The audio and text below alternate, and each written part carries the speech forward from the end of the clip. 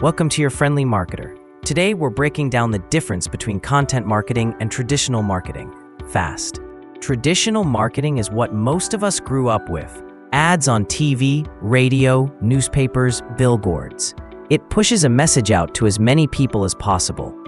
Content marketing is different.